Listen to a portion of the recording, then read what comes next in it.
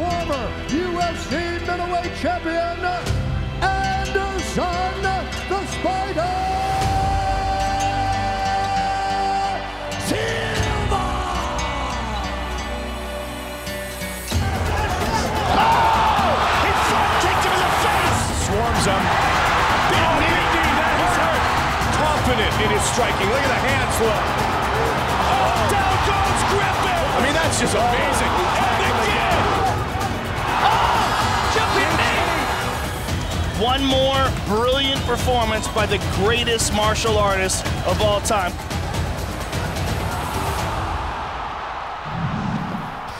We move over to the middleweight division, and the former champion Anderson Silva returns to the octagon in Brooklyn, New York to take on rising star Derek Brunson. The 41-year-old former middleweight champion Anderson Silva will have an identical reach to Derek Brunson, who had a 5-fight win streak snapped in his last outing against Robert Whittaker. There's many questions around Anderson Silva. Very hard to take a whole lot out of the Daniel Cormier fight last July when he took it on just a few days' notice after John Jones was yanked from that fight. And with the Nick Diaz no contest, you have to go all the way back to the rematch with Chael Sonnen in July of 2012 for the last time Anderson Silva had a middleweight victory. Holy smokes. So when you think about that, yes, that's amazing. But the thing about mixed martial arts is not on paper. It's the things that Anderson Silva has done inside of the cage. We look at the loss against Daniel Cormier, but you remember, he landed a body kick that hurt Daniel Cormier in that fight. The fight with Michael Bisping, he lost the fight with Michael Bisping, but he soared through the air and smashed Michael Bisping, the middleweight champion, in the head and dropped the guy with a knee.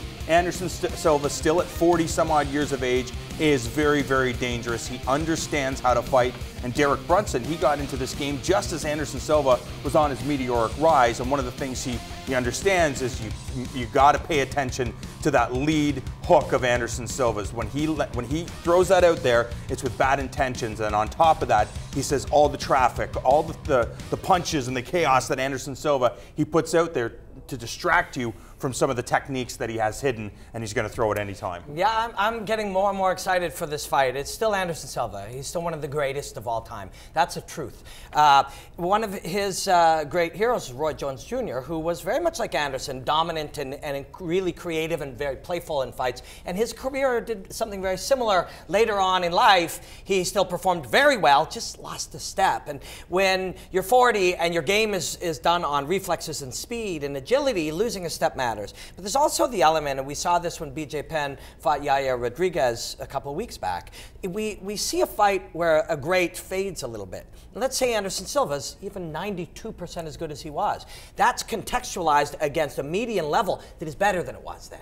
So it's not just that the great slows down ever so slightly, but the game itself improves. The young athletes are better than they were 5 years ago. So this is a hard fight for Anderson Silva. It really is. And he puts a lot of pressure on himself. And when he comes out and says, I just want to go out there and have fun, that's oddly more pressure on him. What you could do if you're Anderson Silva at this stage and say, I'm going to go out there and show you I'm the best fighter in the world. I'm not going to play. I'm not going to have all that much fun. I'm going to execute you.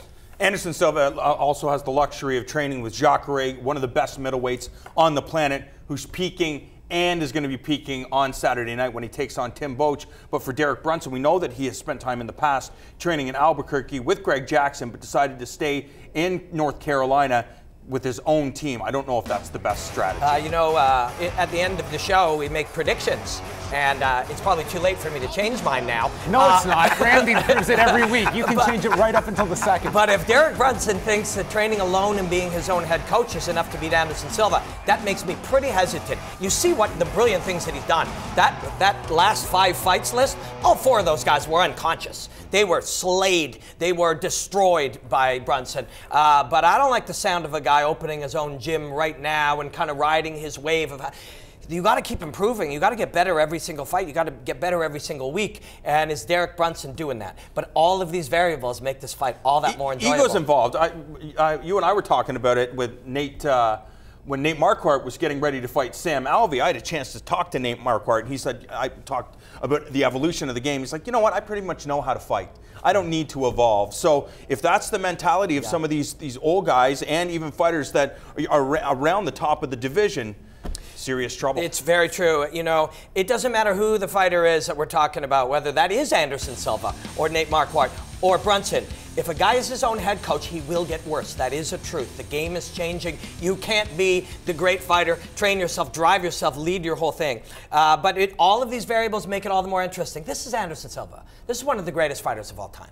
And we're going to get to see him fight again against a young, dangerous guy. And we know that Derek Brunson, certainly his wrestling pedigree, we followed that. And, I mean, this was a guy that took Yoel Romero down, even in defeat. But as we looked at those last few fights, Derek Brunson has fallen in love with his hands. And I would say against Robert Whittaker, it got into an unhealthy relationship because he was a wild man in that fight. And I think he lost that fight as much as Robert Whittaker won it. And just that Derek Brunson coming out, I feel Anderson Silva will read that like a book and be able to land on Derek Brunson. And you have to imagine Derek Brunson learns from a performance like that, and we're not going to see him so out of control as he was. Is patience the name of the game? I think so. What you do actually sometimes for these guys, and we've heard it from them directly and from some coaches, is they fall in love with the outcome. The first round finish. You fall in love. Yeah, he loves hitting guys. He's falling in love with that. And you're rewarded for that. Much more than just grinding out a decision. It's true. And so all of a sudden, you're the first round finish guy. And it's like, it's what we saw from Conor McGregor in the first Nate Diaz fight, where you desperately want to go in and get this. You're going to smash through till it's done. You take that deep breath and your body ain't working the same. And Derek Brunson went through that experience. And like you said about Holly Holm and her loss, that if these guys learn from those losses, if they experience that and go, man, I can't blast it. I can't just fire it up, redline this thing, or Anderson Silva's going to knock me out in the second round. Middleweight action as well going down from the Barclays Center. As we mentioned, Ronaldo Jacare Souza will be taking on Tim Boetsch. This will be Tim Boetsch's 20th fight inside of the UFC. Actually, 21st. Wow. He's already completed the 20-fight mark. Maybe his last. As he takes on Jacare, he will have a slight reach advantage in this fight. A very big number there is 37. That's the age of Jacare. Yeah. He's not getting younger, and as you get older, that window certainly closes in terms of Jacare being able to compete at the very highest level with the top middleweights. So this is a fight you cannot afford to lose, because at middleweight, John, you lose a fight at this level, you're already in the queue and you go that much further back. So maybe a lot are favoring Jacare here, but this has no less pressure for me if you're Jacare. Jacare understands that. He's been around everybody in the industry, some of the giants in the world of the UFC and mixed martial arts. Everybody tells him, you deserve to be fighting for a UFC championship. It's like, yeah, well, I deserve. Well, that's not getting me a UFC championship. What will if I keep beating everybody that they put in front of me? And he understands that with Tim Boetsch. You go out there, you look impressive, you choke out Tim Boetsch. And again, what's going on with the rest of the middleweight division? We don't know when Michael Bisping's coming back. What's happening with Luke Rockhold? We're going to see what happens with Chris Weidman and Gegard Mousasi there. What a nice list there. The top 10 plus the champion, Michael Bisping. When you think about all those different matchups, right now 185 pounds, really better than it has ever been in mixed martial arts. But Jacare just understands, because people keep talking about him and the championship matchup, he has to go out, he has to do his thing. And I know a lot of people believe that he's going to have the advantage in the submission department, which he clearly will, but I think a lot of people forget how dangerous this guy is with his hands and his feet. Yeah, this is what we love, but this guy has been working with Pedro Rizzo for a very long time. He is inhumanly talented. He barely seems human when performing fighting. It really is unreal what he can do. And he is that gifted. If he goes in there with this idea that he must be spectacular and that is a lot more to ask of yourself than to go out there and just do what you do. Man, Chris Camozzi, he styled on him twice. But, you know, that's what happens when you're on another level. And yes, Boetsch, that guy can wrestle, that guy can grapple, all that kind of stuff. But this is a different animal. This is a Jacare, whatever that is. It's a caiman, I believe. But man, is he scary on the ground. And we've seen clips of it. We've seen what he can do. But as Paul Shaughnessy and I were going and building the keys to victory, we're going to look at that later on.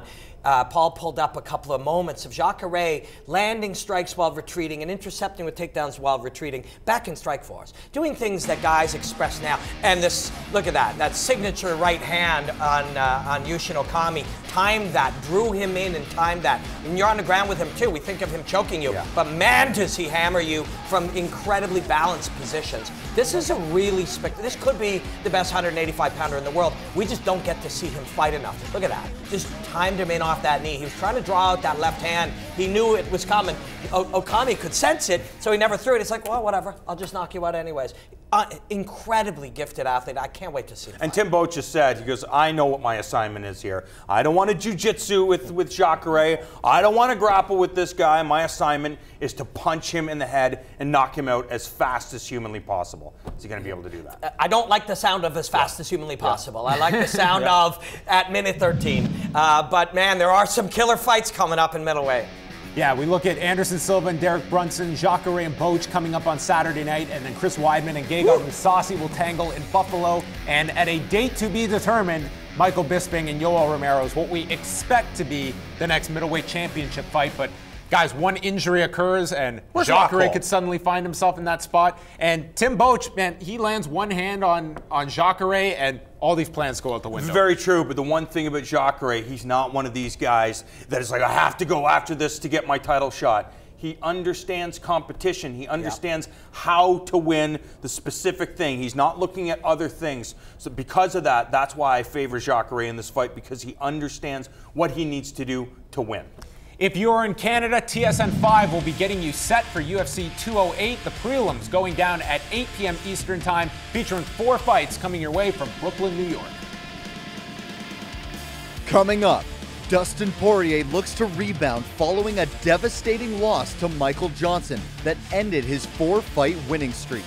But he'll have to do it against durable veteran Jim Miller, who has had a resurgence of late, winning 3 straight fights.